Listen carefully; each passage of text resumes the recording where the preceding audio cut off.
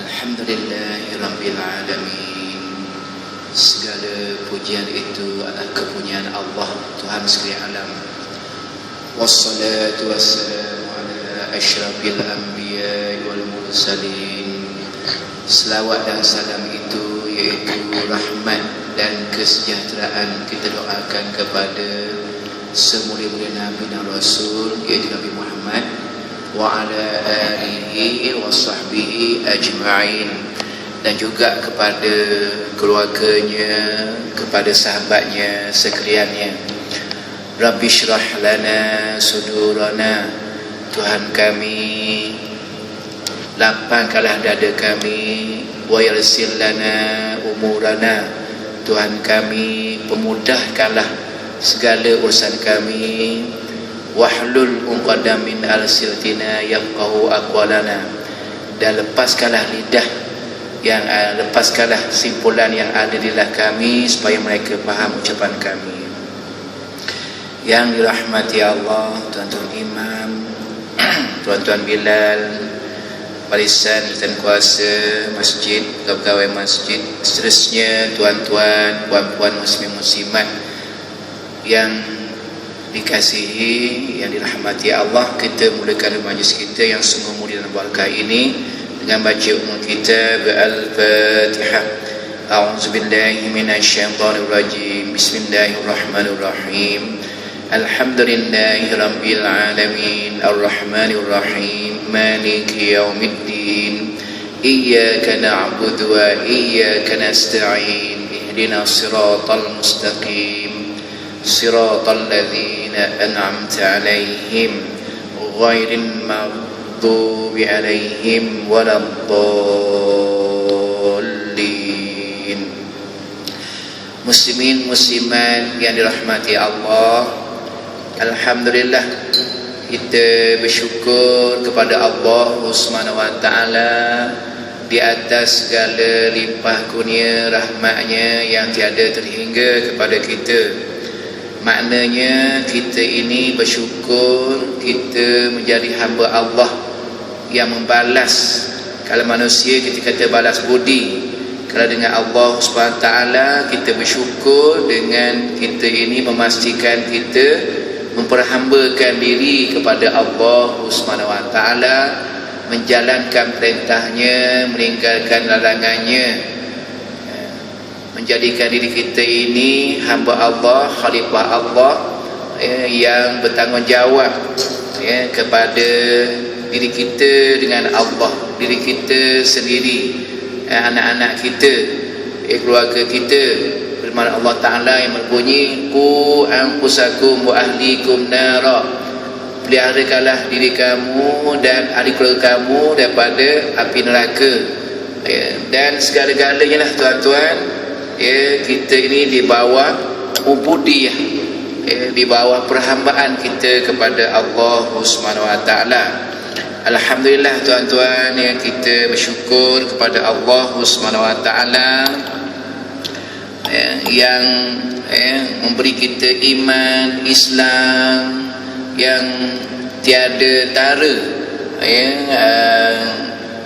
kebesarannya, kelebihannya di sisi Allah SWT, memberi hidayah kepada kita, yang nikmat yang terbesar itu. Alhamdulillah, nikmat hidayah kita solat berjamaah ke masjid saban hari, beramal ibadah, berzikir, solat sunat dan seterusnya. Kita berada dalam majlis ilmu ini tuan-tuan. Nabi ada menyebut yang berbunyi, man yuridillahu bi khairan yufaqihu fiddin. Maksudnya, siapa yang Allah nak jadi dia baik, maka dia fahamkan orang tu agama. Man yuridillahu bi khairan yufaqihu fiddin. Maksudnya, siapa yang Allah nak menghendaki seseorang itu jadi baik, maka dia fahamkan orang tu agama, dia pandaikan orang itu agama. Maksudnya tuan-tuan, kalau kita kata mafhum mukhalafah dia di sebaliknya, kalau Allah tak nak orang tu jadi baik, maka dia tak faham agama. Kalau nak suruh baik, faham agama. nak faham tu kita sendiri dah usaha belajar, mendengar, tuan-tuan. Jadi mana tuan-tuan ni insya-Allah termasuk yang Allah nak pilih jadi baik. Sebab tuan-tuan dah berusaha berada di majlis ilmu, mengaji, belajar agama, maka Allah nak pilih jadi baik lah. Kalau Allah kata baik, baik sungguh lah, baik di dunia dan di akhirat. Kalau manusia kata baik tu mungkin juga baik dah, tapi belum tentu lagi baik dunia, baik segala-galanya. Tapi kalau Allah kata khair, Allah kata kita ni khair, Allah kata kita ni baik, baik sungguh lah. Mendapat kebahagiaan dunia dan akhirat. Yang kita sebut hayya 'alal falah, marilah menuju kejayaan. Kejayaan itu tuan-tuan, maksudnya kejayaan dunia dan akhirat. Dalam bahasa Arab tu ada sebut satu lagi makna kejayaan, iaitu an-najah. Najah tu makna kejayaan. Tak ada pula hayya 'alan najah, marilah menuju kejayaan. Kejayaan juga, tapi najah ni kejayaan yang kat dunia ni, yang nampak kat dunia ni, kejayaan dari segi kita mendapat ekonomi yang baik, keluarga yang baik, kita dapat kedudukan yang baik, kita dapat kenderaan yang baik. Mungkin baik juga dah di dunia akhirat, tapi tak semestinya lagi. Tak semestinya yang kita dapat tu membawa kejayaan dunia akhirat. Yang kita naknya, yang kita pastikan ialah al-falah ni, yang disebut qad aflaha man zakkaha wa qad khaba man dassaha. Sesungguhnya berjayalah, menanglah orang yang membersihkan hatinya, dan celakalah orang yang mengotorkan hatinya. Itu berjaya. Banyak aflah-aflah ni banyak. Qad aflahal mu'minun allazina hum fi salatihim khashi'un. Sesungguhnya berjayalah orang-orang yang beriman, yang sembahyang dia khusyuk. Yang disebut berjaya ni aflaha, ataupun dalam kata terbitannya falah, kejayaan itu ialah kejayaan dunia akhirat. Faman zuzi'anin nar wa auril jannah faqad faz. Itu ayat Quran kata, siapa yang dijauhkan daripada api neraka dan dia masuk syurga, faqad faz, dia lah yang berjaya. Maknanya atas dunia ni kita berjaya macam-macam, tapi di akhir nanti kita berjaya tak? Jauh daripada api neraka. Di atas amalan kita lah, di atas amalan kita yang kita lakukan atas dunia ni, dan kita berjaya nak masuk syurga. Kalau berjaya itu, itulah kejayaan yang hakiki, tuan-tuan. Kita nak itulah. Untuk itu kita kena berusaha lah, beriman dan beramal soleh, menjauhkan larangan Allah Subhanahu wa ta'ala. Baik tuan-tuan yang dirahmati Allah, saya nak sambung sedikit lagi pengajaran dan renungan daripada sirah, daripada bab penyesaan terhadap orang Islam. Tak habis lagi pada siang lepas.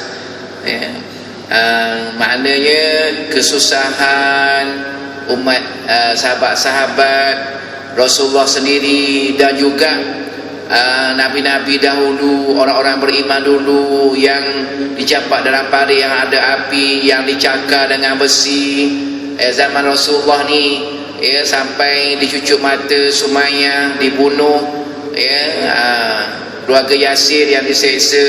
Nabi sendiri pun banyak dugaan-dugaan. Malah Nabi lah orang yang paling banyak menerima dugaan. Dugaan dari segi fizikal, dugaan dari segi spiritual, dengan kata-kata yang kesat, keji dan sebagainya. Jadi sebenarnya penyesaan ini adalah merupakan syurga lah, merupakan syurga, merupakan ujian atas dunia ni. Bila berjaya kita menghadapi ujian itu, membawa rahmat kita di akhirat nanti. Quran apa ada sebut, fa inna ma'al usri yusra, inna ma'al usri yusra, maka sesungguhnya kesusahan itu akan diikuti dengan kesenangan. Diulang lagi sekali, inna ma'al usri yusra, sesungguhnya kesusahan itu akan diikuti dengan kesenangan. Maknanya seksa nanti akan ada kesenangan. Kat dunia ni pun ada kesenangan. Bila umat Islam dah selama 13 tahun diasak oleh musyrikin Mekah, berada di Madinah pula 10 tahun, berdepan dengan berbagai rintangan, akhirnya Islam berada di puncak kegemilangan. Kuasa Islam kuasa yang paling besar selepas mengalahkan Rom dan Parsi. Itu dah lepas kesenangan, lepas kesukaran ada kesenangan. Macam kita dululah. Sekarang ni alhamdulillah, tuan-tuan, kita ada rezeki sana sini, adalah kesenangan. Dulu susah kan? Susah. Tapi kita hadapi dengan sabar, dengan usaha, maka ada kesenangan. Segala musibah-musibah tu pun ada rahmat dia sebenarnya. Tapi nak kena cara dia lah kan? Jadi disebut di sini penyiasaan ini memang sunnah dalam dakwah. Dikatakan sini, segala kesusahan yang dihadapi oleh pejuang-pejuang dan pendakwah kalimah Allah demi untuk menegak satu masyarakat Islam yang sejati adalah sunnah dan suratan ilahi, dan itu memang dah ditakdirkan oleh Ta'ala sejak di permulaan sejarah lagi. Kita tuan-tuan, kemenangan tu bukan maknanya kita dapat menang itu, tak. Kita melakukan apa yang diredai Allah Ta'ala, kita berusaha untuk dikata sini menegak satu masyarakat Islam yang sejati. Kemudian tak dapat, tak dapat. Bila tak dapat, itu bukan makna kekalahan. Itu juga kemenangan. Sebab apa? Kita dah buat yang Allah suruh tu. Kita berusaha, kita mengikut hukum Allah, kita mengikut peraturan-peraturan yang digariskan dalam Islam. Jadi kalau dapat ke tak dapat ke itu bukan Allah tanya. Allah tanya, kenapa kamu kalah? Kenapa kamu tak tanya? Yang Allah tanya ni, kamu buat ikut hukum Allah tak? Kamu buat merujuk tak Al-Quran dan hadis tak? Itu yang Allah tanya. Jadi bila kita ada kesusahan ni tuan-tuan, dia merupakan sunnah. Nabi-nabi itu semua menghadapi rintangan-rintangan di depan dia. Dan ikut suratan ilahi, di situ ada 3 rahsia. Rahsia yang pertama ialah sifat kehambaan, ubudiyah, yang kita selalu dengar Al-Quran disebut, wa ma khalaqtul jinna wal insa illa liya'budun, dan tidak aku menciptakan jin dan manusia melainkan supaya mereka menyembah aku. Ubudiyah tuan-tuan. Katalah macam kita nak bayar zakat dah kan, nak bayar zakat. Apa kita fikir? Kita fikir dah masuk bulan puasa ni nak bayar fitrah. Kalau zakat fitrah lah, zakat harta pun gitu jugalah. Kita nak bayar fitrah ni, nak bagi, nak selesai lah tanggungjawab kita ni. Jangan lupa kita buat tu, kita nak bayar zakat tu contohnya ialah kerana kita ni ingat pesanan Allah supaya bayar zakat. Aqimus solat wa atuz zakat. Kamu ni kata Allah dalam Quran, dirikanlah solat dan keluarkanlah zakat. Jadi kita buat tu atas perintah Allah tu. Apa hikmahnya, apa semua ni, apa ni yang nombor 2, nombor 3. Tapi yang kita buat tu atas perintah Allah SWT, ubudiyah. Selepas kita mengaku asyhadu an la ilaha illallah wa asyhadu anna Muhammadar Rasulullah, mana kita mengaku kita Islam, kita mengaku Tuhan kita Allah, kita nak ikut hukum Allah, kita nak tinggalkan larangan Allah, kita nak ikut Rasulullah yang menyampaikan wahyu Allah, kita dah kenal Allah di situ, kita nak patuh je. Jadi apa yang Allah suruh kita nak buat. Itu yang pertama. Jadi kalau kita kata bila ada kesusahan lah, ada kesusahan, kita ditimpa musibah, kita dianiaya orang, jadi kita pun sabar. Kita tidak hilang punca, kita tak melakukan perkara yang dilarang oleh Allah Ta'ala, kita menerima musibah Allah Ta'ala. Sebab sabar ni ada 3 kan. Sabar ni dalam menjalankan perintah Allah. Sabar. Katalah nak solat subuh, nak bangun, nak pergi masjid berjamaah, beratnya. Sabar. Sabar tu bukan makna tidur. Sabar tidur bukan. Bukan macam sabar orang lelaki. Sabar orang lelaki ni sabar sungguh. Bila anak kecil dah, ada anak kecil tengah malam menangis, lepas tu isteri pun bangun cepat-cepat nak menyusu ke, nak tukar lampin ke, yang suami sabar je, sabar tidur, sabar je. Bukan sabar gitu. Sabar tu bangunlah sembahyang subuh, sabar dalam kita menghadapi kesusahan nak bangun tu, sabar, lawan aku sabar. Sabar dalam menjalankan perintah Allah yang pertama. Yang kedua, sabar dalam meninggalkan larangan Allah. Nak tinggal dengan Allah ni, kita ni ada kesukaan yang dilarang oleh Allah Ta'ala, kan? Suka minum arak misalnya, suka mengata orang. Jadi kita ni kena sabar dah. Jangan kata jangan minum arak, kita jangan buat larangan Allah yang kita rasa seronok tu. Sabar. Kedua. Yang ketiga, sabar dan menerima musibah Allah, ujian Allah.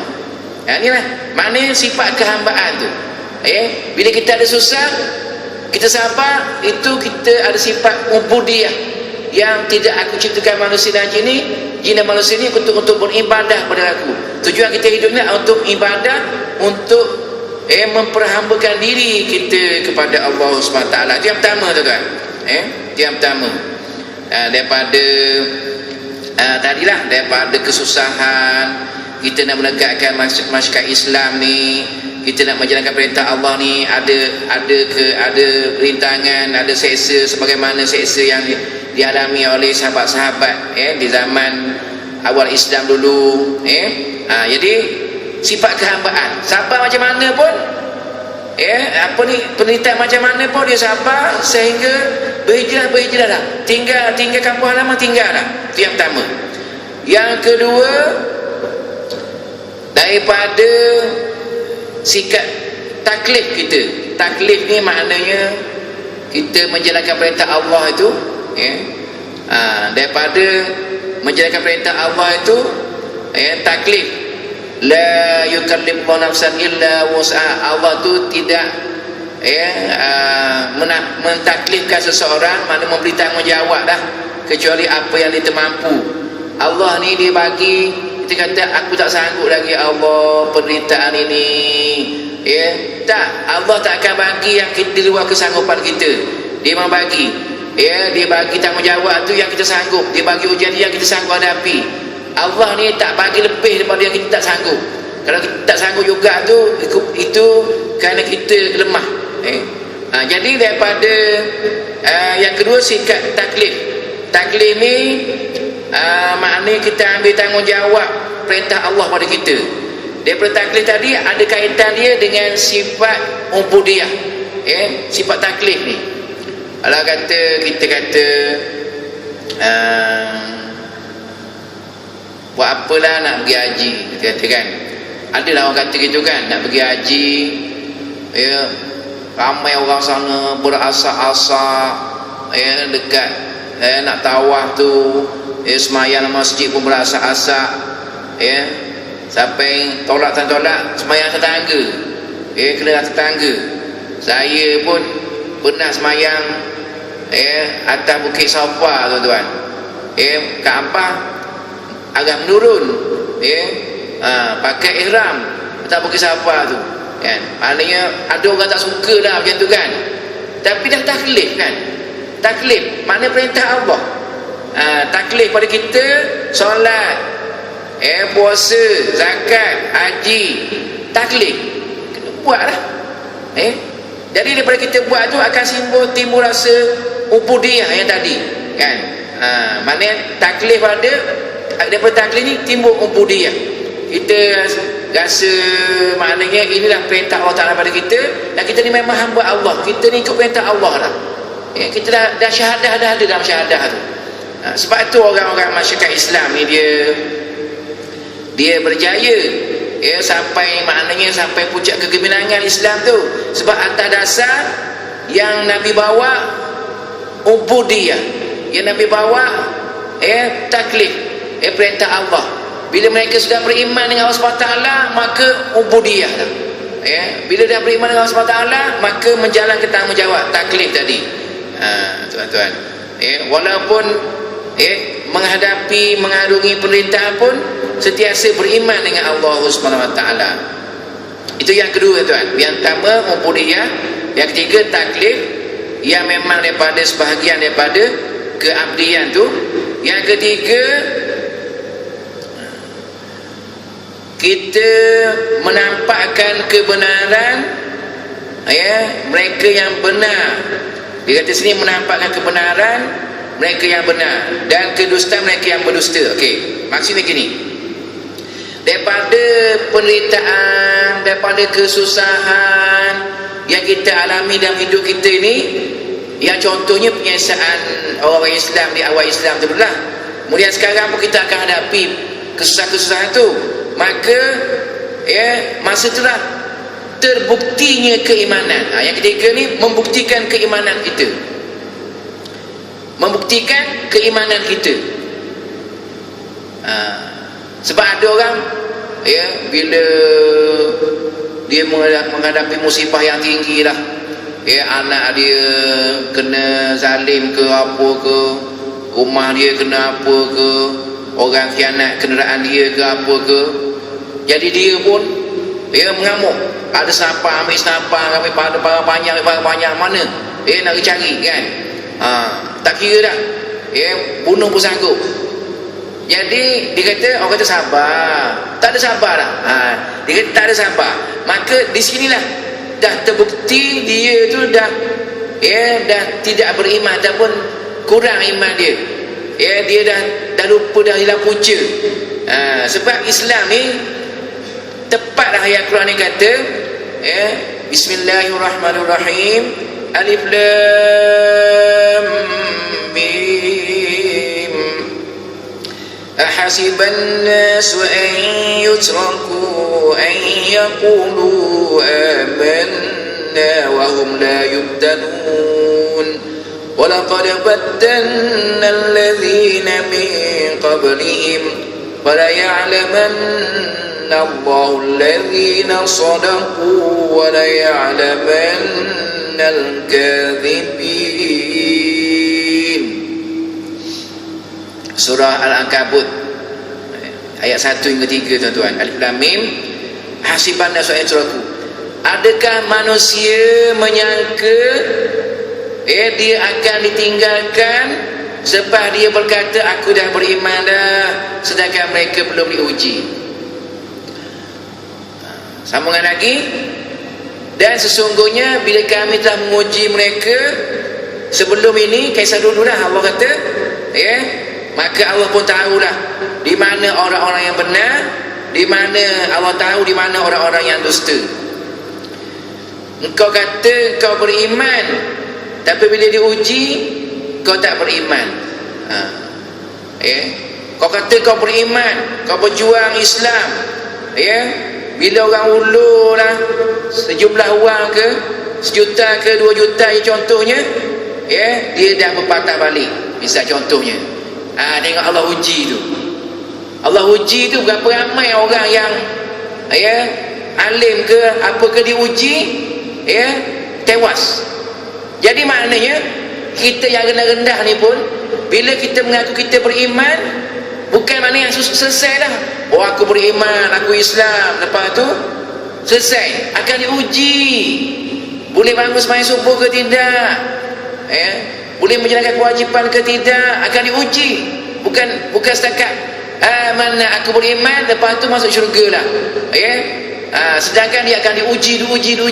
Dan ujian inilah merupakan peningkatan kepada orang yang beriman. Macam orang nak naik pangkat, dia bos dia tengok, dia uji dulu kerja macam mana, bagus ke tidak. Kalau pegawai kerajaan dulu ada PTK lagi, uji. Bila ulu ujian tu naik grade contohnya. Jadi Allah ni dia uji lah. Bila orang tu berjaya diuji, maka naiklah grade iman dia. Bukan maknanya setakat aku beriman lepas tu selesai, tak. Banyaklah ujiannya. Dan kita tanya diri kita sendiri, tuan-tuan. Kita diuji ni, diuji dengan harta, diuji dengan wanita, diuji, kata orang tu dulu, harta tahta wanita, dia kata. Diuji dengan 3 tu. Kita ni buat tak yang haram. Kita buat tak yang haram. Banyak juga kot dulu langgar-langgar. Kerana tertarik dengan keduniaan ni, kita buat perkara dilarang. Itu maknanya Allah tahu. Bila diuji baru Allah tahu kamu ni beriman ke kamu tak beriman. Ini ayat Quran ni kata ni. Jadi bila kata musyrikin Mekah ataupun umat Islam masa tu, zaman awal Islam itu, dia diuji dengan siasaan. Kalau kira Allah ni nak angkat Nabi tu daripada rumah dia, macam Isra Mi'raj lah, sampai ke langit dan tu malam, kan? Ni saya nak angkat Nabi daripada rumah dia kat Mekah tu, sampai ke Madinah tu 1 saat boleh. Perjalanan kita sampai di Madinah boleh. Tapi sunnah kehidupan manusia ni akan diuji, ada rintangan dia. Itulah nilai syurga sebenarnya. Itu nilai syurga.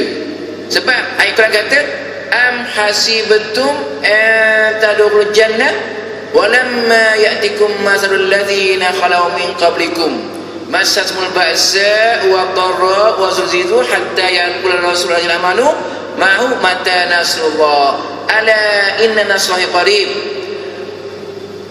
Adakah kamu menyangka kamu masuk syurga sedangkan belum nyata pada kamu seperti orang-orang dahulu? Mereka ni ditimpa penderitaan-penderitaan, kesusahan-kesusahan,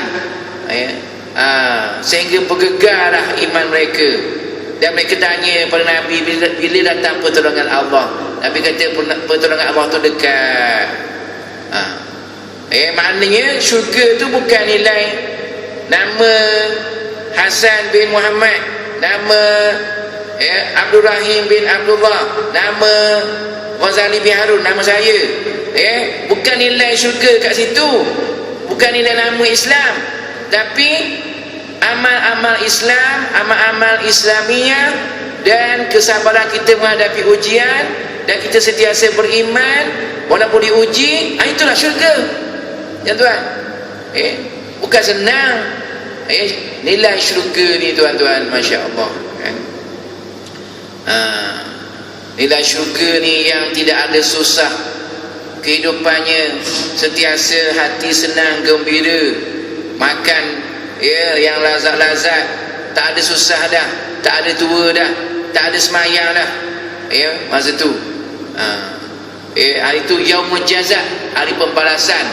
Kat dunia ni yaumul amal, tempat beramal, darul amal. Kat sana darul jazak, kat sini tempat kita beramal. Di akhirat sana, di syurga, darul jazak. Jadi kalau tak dapat balasan kat dunia ni pun tak apalah. Kita dah buat macam-macam, tak dapat kebaikan, tak apalah. Sebab sini memang darul amal, tempat beramal. Yang darul jazak di akhirat sana, syurga, kehidupan khalidina fi abada, kekal dalamnya selama-lamanya.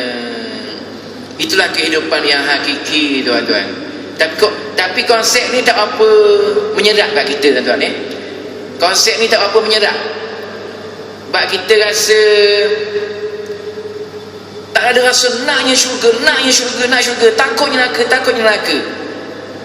Berdasarkan amalan kita lah. Amalan kita kan banyak lagi kemungkaran, dosa mata, dosa telinga, dosa mulut. Ni yang daripada atas ni yang paling bahaya ni. Mulut, mata, telinga ni. Dosa tangan, dosa perut, makan yang haram, dosa kemaluan, buat maksiat, dosa kaki. Banyak kan? Sepatutnya dah kita ni, kita cinta kepada syurga ni, kita buat amal-amal, kemudian kita takut neraka ni, kita jauh dengan Allah, jauh kan. Tapi tidak berapa mendapat tempat keadaan inilah. Itulah kita nak tingkatkan lagi ni. Kita nak tingkatkan lagi melalui ilmu ni. Sebab tu awal-awal tadi saya baca hadis tu, man yuridillahu bi khairan yufaqihu fiddin. Siapa yang Allah nak jadi baik, maka dia faham agama. Bila faham agama ni, insya-Allah tak banyak pun, sikit akan bertambah. Memang kita tak dipisahkan dengan majlis ilmu ni tuan-tuan. Kalau kita lama tinggal, dia jadi lalai. Kata Al-Musalli Fatah Al-Musalli dalam Ihya Ulumuddin, dia kata ilmu ni bila kita seperti makanlah kan, makanan jiwa. Bila kita tak dapat 3 hari, maka hati kita akan mati. Kalau makanan, tak dapat makanan 3 hari, mungkin kita pun mati jasad. Tapi mati jasad tu biasalah. Yang pentingnya hati ni. Kalau hati mati, tak nampak amal ibadah, tak nampak amal kebaikan. Jadi kalau tak ada 3 hari tu, tak ada ilmu, dia hati tu boleh mati. Jadi tuan-tuan, begitulah yang kita sebut tadi. 3 perkara itulah, daripada ujian-ujian yang dihadapi ni timbul 3 perkara tu. Ubudiyah, kemudian sifat taklif yang asal daripada ubudiyah juga, kemudian bukti keimanan kita. Pengajaran pada kita lepas ni, bila kita ada ujian apa-apa, kita hadapi supaya kita ni mendapat keredaan Allah Ta'ala. 3 perkara tadi lah, 3 perkara yang saya sebut tadi. Kesabaran, sabar dalam menjalankan perintah Allah, sabar dalam meninggalkan larangan Allah, sabar dalam menerima musibah Allah SWT. 3 tu. Kan sabar banyak dipesan dalam Al-Quran kan. Inna Allah ma'asabirin, inna Allah ma'asabirin, bismillahirrahmanirrahim, wal 'asr, innal insana lafi khusr illa allazina amanu wa 'amilus solihati wa tawassaw bil haqqi wa tawassaw bis sabr. Surah Al-Asr ni tuan-tuan, kalau kita amal betul-betul, kita faham maksud dia, kita amalkan, insya-Allah cukup. Sebab disebut situ, demi masa sesungguhnya manusia itu dalam kerugian. Rugi. Kenapa rugi? Ialah umur 60, tak berapa nak ibadah lagi. Banyak mana rugi tu masa dia tu. Sedangkan umur 50 tu, banyak mana dah pahala dapat. Jadi rugilah. Ataupun contohnya ginilah. Contohnya masuk waktu solat, kita tak solat, sebab kita mengabaikan masa, kita solat lambat, dah rugi dari segi aktor dia, rugi. Ataupun masuk waktu solat, kita pun solatlah kat rumah, lepas tu pas solat tu kita buat apa-apa kan, masa habis juga. Tapi bila kita solat kat rumah, bila kita solat kat masjid berjamaah, pahala dia melebihi, bukan pahala lebih, gandaan tu lebih. Solatul jamaah afdalu min salatil fardhi bi 70 wa 20 darajah. Semayang berjamaah tu di masjid lah, lebih afdal pahala dia daripada semayang seorang diri 27. Jadi kita di masjid, masa kita gunakan mungkin 5 minit, 10 minit, balik apa semua setengah jam lah. Kat rumah kita semayang 5 minit, Lepas tu kita buat apa-apa tak, tengok TV ke, kita buat apa kan, masa habis setengah jam juga, sama tak? Tapi yang di masjid tadi, pahala berjalan ke masjid, pahala itikaf di masjid, pahala pergi masjid, mendapat rahmat Allah di masjid, kemudian kita semayang tu 27 kali ganda, ya, lebih dia, lebih, itu satu semayang. Kalau 5 semayang 135, kat rumah baru 5 gandaan, dekat masjid dah 135, itu baru satu hari. Kalau 2 hari 270, kat rumah baru 10, itu baru 2 hari, 3 hari, 4 hari, seminggu, setahun, 10 tahun. 10 tahun tak semayang berjamaah ke masjid. Semayangnya kat rumah aja kalau semayang. Dia semayang pergi masjid, pergi ke tak pergi? Dia semayang semayang Jumaat je lah pergi masjid, sebab kalau kat rumah tak sah, dan semayang raya, maka jadilah dia ahli sunat wal Jumaat, bukan ahli sunat wal jamaah. Semayang sunat hari raya, semayang Jumaat, jadi ahli sunat wal Jumaat, bukan ahli sunat wal jamaah. Jadi rugi tu, rugi kan, rugi. Jadi bila kita tidak menggunakan masa kita kepada perkara yang baik, yang berkualiti, yang diridai Allah Ta'ala, setiap detik kita rugi. Bila kita guna setiap masa kita tu kepada yang berkualiti, yang diridai Allah Ta'ala, untung.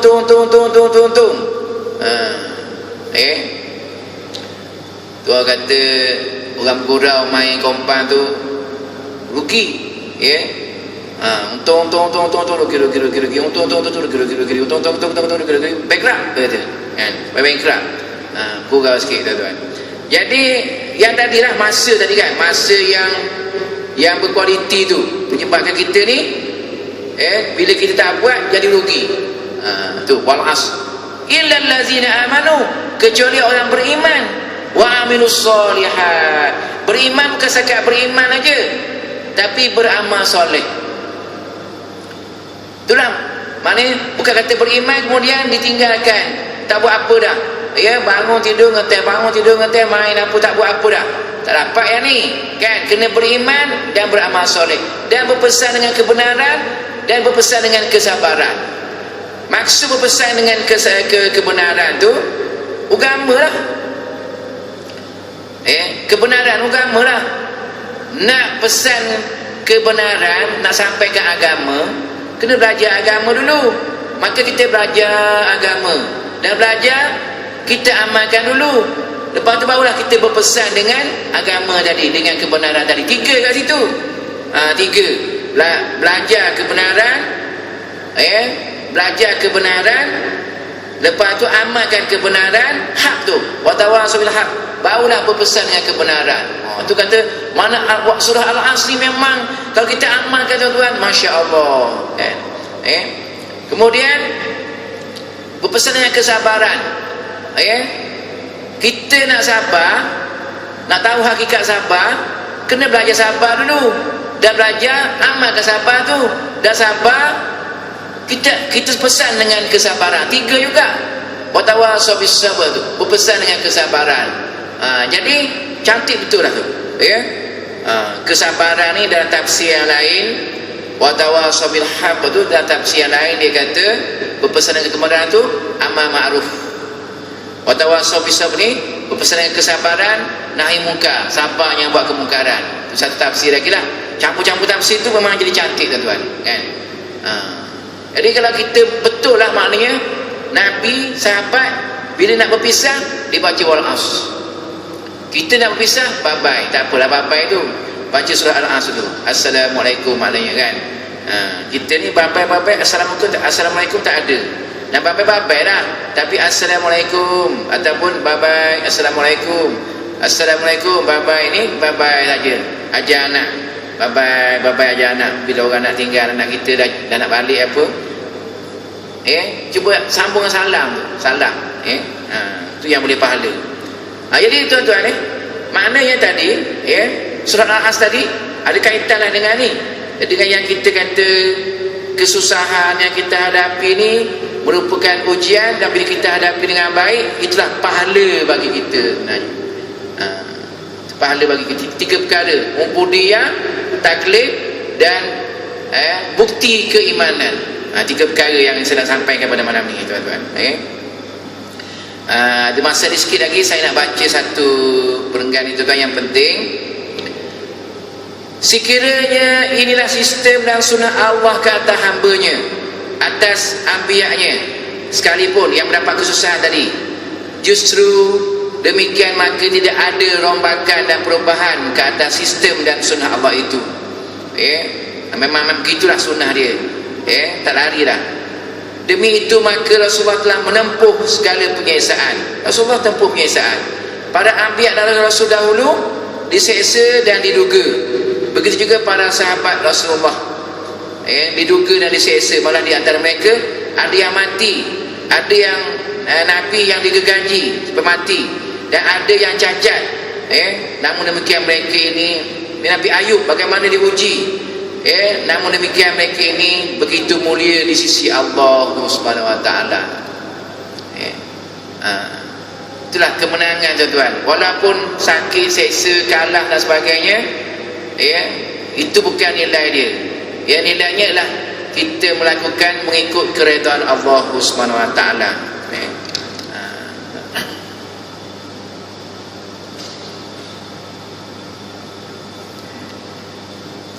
Satu lagi kisah daripada dia mengadu kat Nabi. Khabab, dia diseksa, dia mengadu kat Nabi.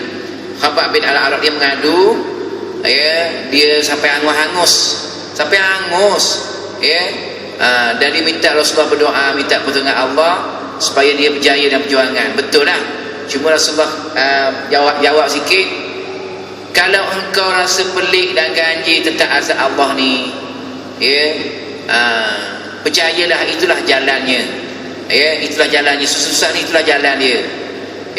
Manakala yang kau susah tu, itulah jalannya, jalan menuju kejayaan sebenarnya.